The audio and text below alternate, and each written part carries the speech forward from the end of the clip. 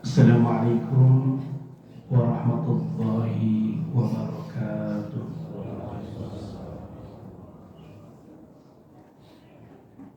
Innal hamdalillah nahmaduhu wa nasta'inuhu wa nastaghfiruh wa na'udzu billahi min shururi anfusina wa min sayyiati a'malina. Man yahdihillahu fala mudilla lahu wa man yudlil fala hadiya lahu. Asyhadu an la ilaha illallah wahdahu la syarika lahu wa asyhadu anna Muhammadan abduhu wa rasuluh. Allahumma salli ala Muhammad wa ala ali Muhammad kama sallaita ala Ibrahim wa ala ali Ibrahim innaka Hamidum Majid. Allahumma barik ala Muhammad wa ala ali Muhammad kama barakta ala Ibrahim wa ala ali Ibrahim innaka Hamidum Majid. Ya ayyuhalladzina amanu taqullaha haqqa tuqatih wa la tamutunna illa wa antum muslimun. Amma ba'd. Allahu akbar, Allahu akbar, Allahu akbar. La ilaha illallah wallahu akbar, Allahu akbar walillahil hamd. Hadirin kaum muslimin wal muslimat sidang Id yang sama-sama mengharapkan ridha, rahmat dan maghfirah Allah Rabbul Alamin. Pagi ini kita berkumpul di tempat ini melaksanakan salah satu di antara yang disyariatkan oleh Allah Azza wa Jalla di hari yang disebut Rasulullah sallallahu alaihi wasallam sebagai hari yang paling agung. Beliau bersabda, "Inna a'zamal ayyami 'inda Allah tabaraka wa ta'ala yaumun nahar, thumma yaumul qadr." Sesungguhnya hari yang paling agung di sisi Allah tabaraka wa ta'ala adalah Yaumun Nahr, tanggal 10 Dzulhijjah, hari penyembelihan. Tsumma Yaumul Qadr, kemudian Yaumul Qadr, tanggal 11 Dzulhijjah. Di riwayat yang lain, Rasulullah sallallahu alaihi wasallam mengingatkan setiap kita, amalan yang paling dicintai oleh Allah Azza wa Jalla di Yaumun Nahr, ma'amila adamiyyun min amalin yauman nahr, ma'amila adamiyyun min amalin yauman nahr ahabba ila Allah min ihraqid dam.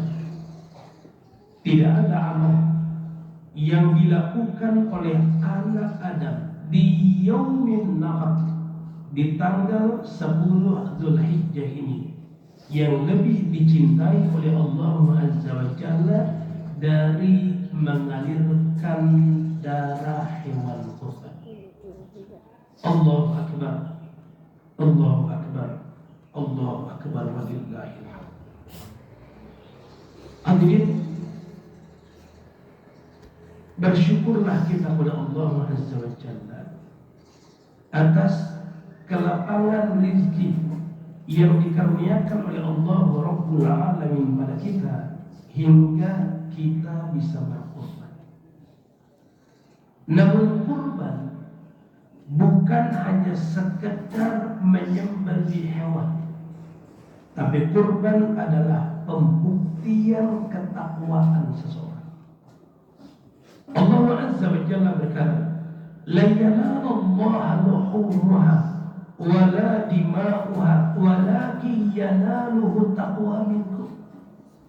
Yang sampai kepada Allah itu bukan daging atau darah dari hewan kurban itu, akan tetapi yang sampai kepada Allah adalah ketakwaan kalian.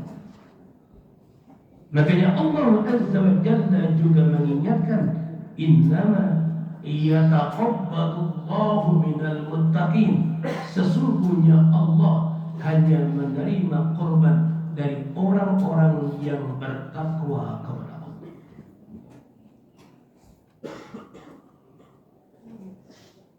Oleh karena itu,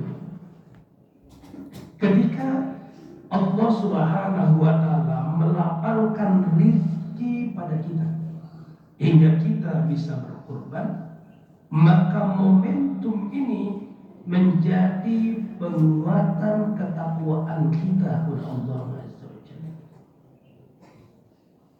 Ada satu dialog antara dua orang sahabat Rasulullah sallallahu alaihi wasallam, Umar bin Khattab radhiyallahu anhu dengan Ubay bin Ka'ab radhiyallahu anhu. Umar bertanya pada Ubay, pandangan ia tentang takwa.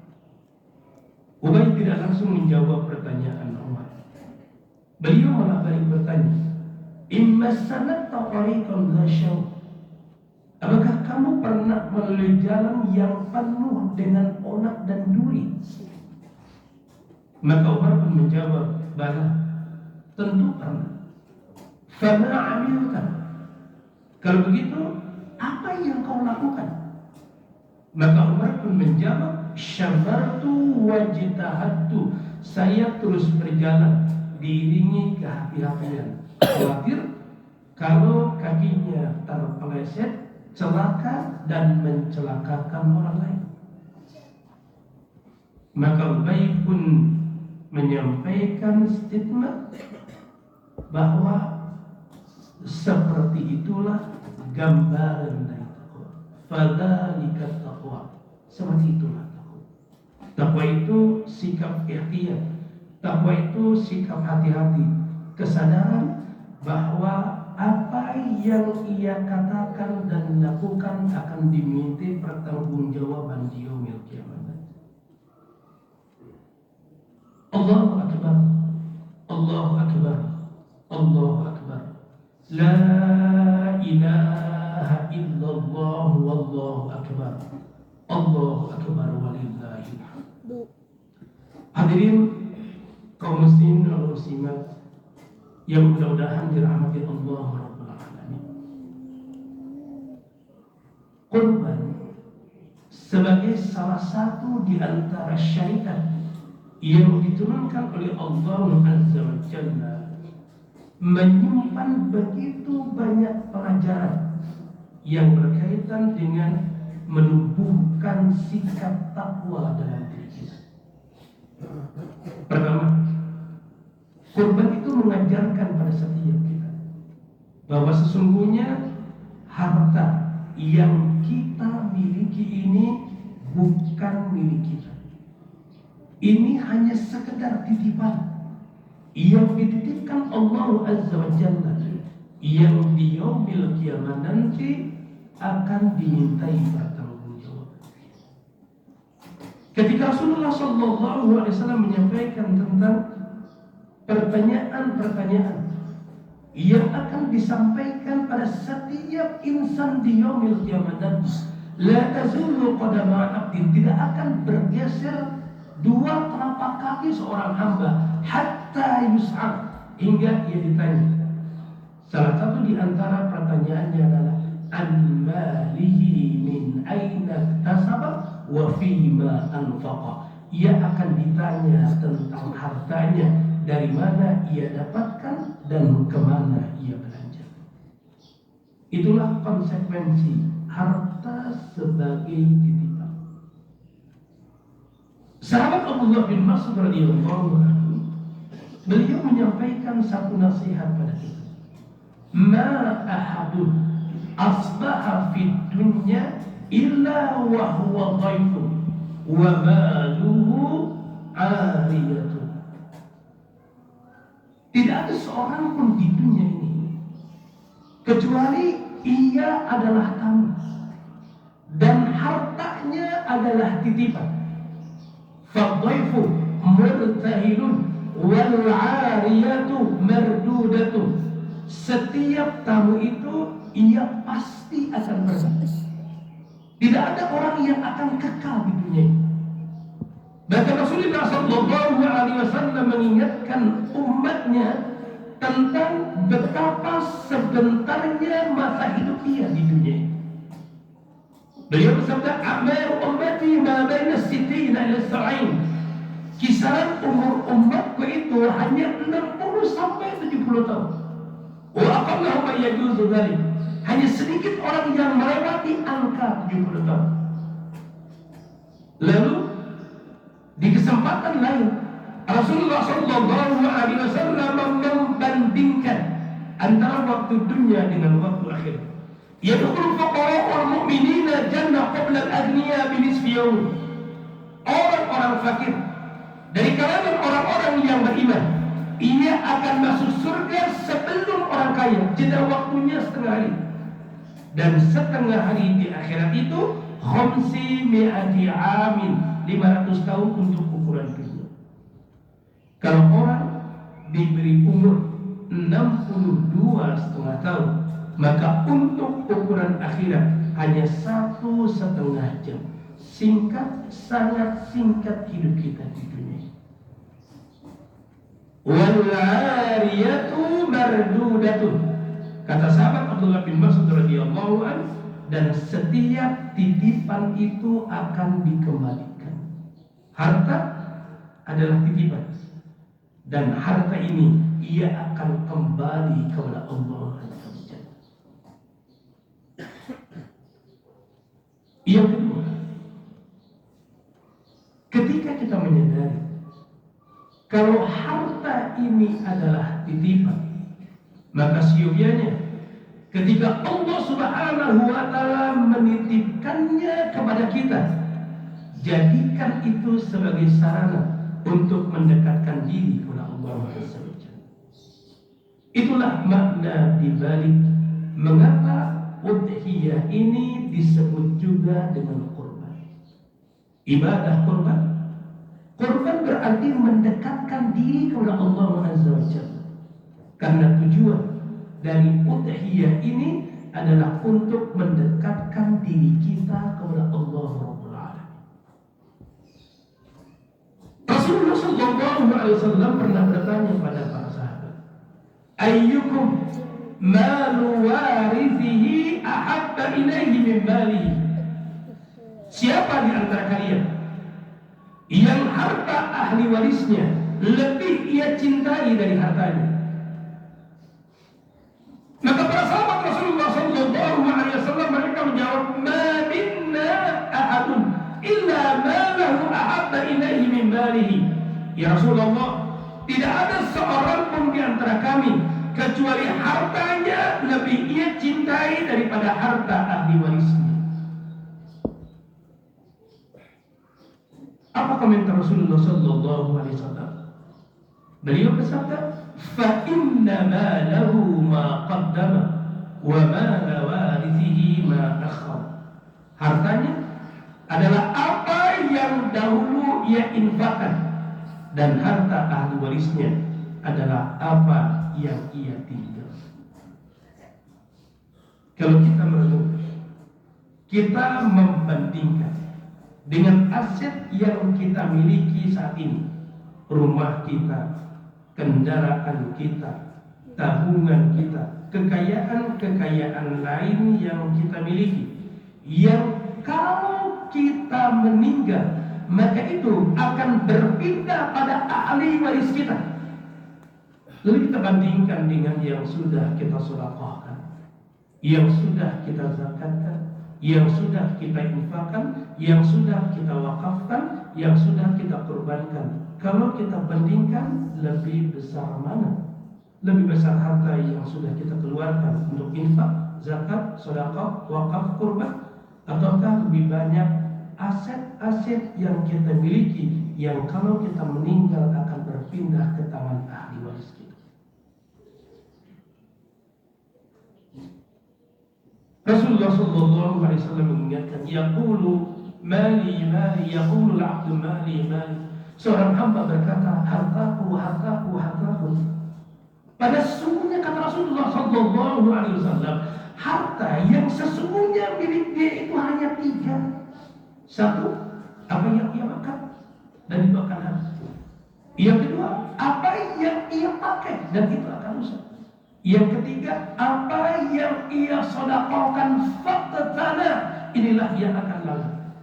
Sedangkan yang selain itu, bahwa dhahibun wa tarikuhu linnas, semua itu akan pergi dan ia akan meninggalkannya untuk ahli.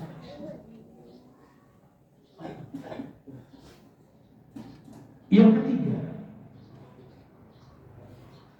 kurban mengajarkan pada setiap kita agar kita menjadi orang-orang yang peduli, mau berbagi rezeki dengan orang-orang yang berada di sekitar kita, dengan orang-orang fakir, dengan orang-orang miskin, dengan kaum mustadafin. Dulu ada seorang sahabat yang dianugerahi oleh Allah Subhanahu wa taala kekayaan. Ia merasa lebih utama dari yang lainnya. Maka Rasulullah sallallahu alaihi wasallam mengingatkan sahabat ini dan mengingatkan siapapun yang memiliki perasaan yang sama, merasa ujub, merasa bangga dengan kelebihan harta yang dimilikinya. Beliau bersabda, hal tunsaruna wa turzaquna illa bidu'afaikum. Bukankah kalian itu ditolong, kalian itu diberi rezeki karena ada orang-orang lemah yang berada di sekitar kalian? Siapa yang disampaikan Rasulullah SAW itu mengingatkan setiap kita, setiap orang yang dilapangkan hartanya, setiap orang yang diuji oleh Allah Azza wa Jalla dengan kekayaan, bukan ia yang menjadi sebab pertolongan pada orang-orang fakir, orang-orang miskin, kaum du'afa, tapi orang-orang fakir, orang-orang miskin, orang-orang yang lemah itulah yang menjadi sebab datangnya pertolongan Allah dan rezeki dari Allah. Dua orang bersaudara datang menghadap Rasulullah sallallahu alaihi wasallam. Sahabat yang pertama, mereka ia bekerja. Sahabat yang kedua, dia memilih untuk tahasus hadir di majlis Rasulullah sallallahu alaihi wasallam. Maka kebutuhan sandang, pangan, papan, dua orang ini di-backup oleh sahabat yang bekerja. Lambat laun, sahabat yang bekerja ini merasa tidak enak hati. Dia merasa saudaranya ini enak-enakan hadir di majlis Rasulullah sallallahu alaihi wasallam sementara dia yang sibuk bekerja. Maka dia adukan ini pada Rasulullah sallallahu alaihi wasallam. Tapi apa komentar Nabi? Ketika Rasulullah sallallahu alaihi wasallam mendengar aduan orang ini, kata beliau, la'allaka turzaqu bihi. Bisa jadi kamu itu diberi rezeki sebab dia. Apa yang disampaikan Rasulullah sallallahu alaihi wasallam ini justru mengingatkan setiap kita, seyogianya kita bersyukur kepada Allah Azza wa Jalla. Ketika kita menjadi jalan, menjadi wasilah datangnya rezeki pada orang-orang yang berada di sekitar kita. Ada orang-orang fakir, orang orang-orang miskin, kaum mustadafin yang berada di sekitar kita. Dan ketika kita berbagi rizki dengan mereka, sesungguhnya inilah jalan datangnya pertolongan Allah Rabbul Alamin. Rasulullah sallallahu alaihi wasallam bersabda, "Wallahu fi 'auni al-'abdi ma kana al-'abdu fi 'auni akhi." Allah senantiasa menolong seorang hamba ketika hamba itu mau mengulurkan pertolongan pada saudaranya. Hadirin sidang ini yang mudah-mudahan dirahmati Allah Rabbul Alamin. Kita bermohon kepada Allah Azza wa Jalla, semoga kurban yang akan kita lakukan pada hari ini dan dilakukan oleh saudara-saudara kita diterima oleh Allah Azza wa Jalla.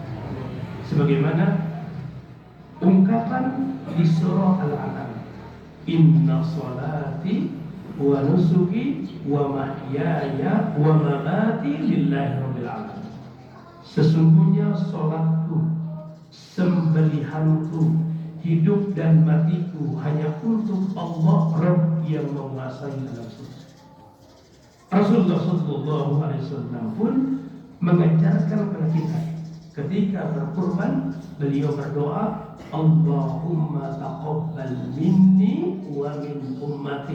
Ya Allah, terimalah kurban dariku. Di riwayat lain, wa ali, dan kurban keluargaku. Di riwayat yang lain, min ummati, dan kurban dari umatku. Semoga Allah Subhanahu wa taala melapangkan rezeki pada kita agar kita bisa berkurban setiap tahun, dan semoga Allah Azza wa Jalla memandaikan kita untuk mengambil pelajaran dari setiap syariat yang diturunkan oleh Allah Rabbul Alamin kepada kita.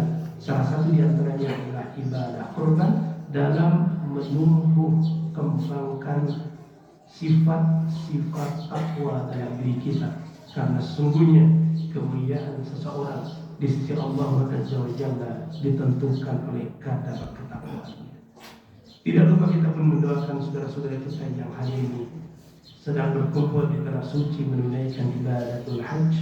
Semoga Allah Subhanahu wa taala menerima ibadah haji yang mereka kerjakan, dan semoga mereka menjadi hujjah yang mabrurin, menjadi haji yang mabrur yang Rasulullah sallallahu alaihi wasallam memberi kabar gembira, wa laisa jazaa'un illa jannah. Tidak ada balasan bagi haji mabrur kecuali surga.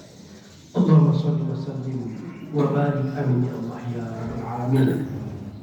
Allahumma inna nas'aluka bi anna nashhadu annaka antallah la ilaha illa antal ahadus samad alladzi lam yalid wa lam yulad wa lam yakul lahu kufuwan ahad.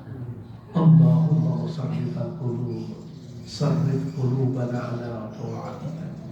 Rabbana afrigh alaina sabra wa thabbit aqdamana wansurna 'alal qawmil kafirin.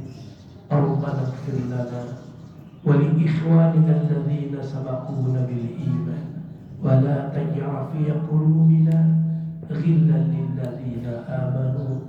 Rabbana innaka ra'ufur rahim. Rabbana hab lana min azwajina wa dhurriyyatina qurrata a'yun waj'alna lil muttaqina imama. Rabbana hab lana min azwajina wa dhurriyyatina qurrata a'yun waj'alna lil muttaqina imama. Rabbana hab lana min azwajina wa dhurriyyatina qurrata a'yun waj'alna lil muttaqina imama. Rabbana atina fid dunya hasanah wa fil akhirati hasanah wa qina adzaban nar. Rabbana taqabbal minna innaka antas samiul alim wa tub alaina innaka antat tawwabur rahim. Amin ya Allah ya rabbal alamin.